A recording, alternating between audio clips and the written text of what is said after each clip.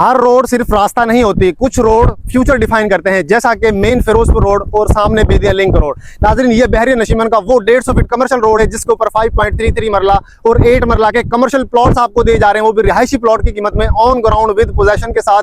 30 by 40 dimension 5.33 मरला की, 30 by 60 dimension 8 मरला कमर्शियल प्लॉट्स की, सामने मेन फिरोजपुर रोड।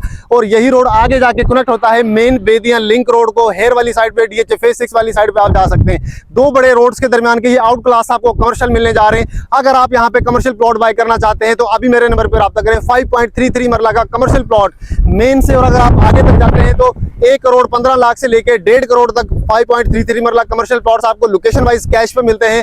अगर मैं 8 मरला कमर्शियल प्लॉट की बात करूं तो वो 1 करोड़ 70, 1 75, 1 80 की ब्रैकेट में आपको 8 मरले का कमर्शियल प्लॉट मिल जाएगा, बिल्कुल इसी लोकेशन के ऊपर जहां पे मैं खड़ा हूं। अगर आप ये प्लॉट बाय करना चाहते हैं तो अभी मेरे नंबर पे राब्ता करें। यही कमर्शियल प्लॉट सामने सेंट्रल पार्क के अंदर मेन के ऊपर ही 8 करोड़ का मिल रहा है। 2 से 3 साल बाद आप देखेंगे ये 4 से 5 करोड़ का भी आपको प्लॉट नहीं मिल रहा है, इसलिए अभी मेरे नंबर पर राब्ता करें।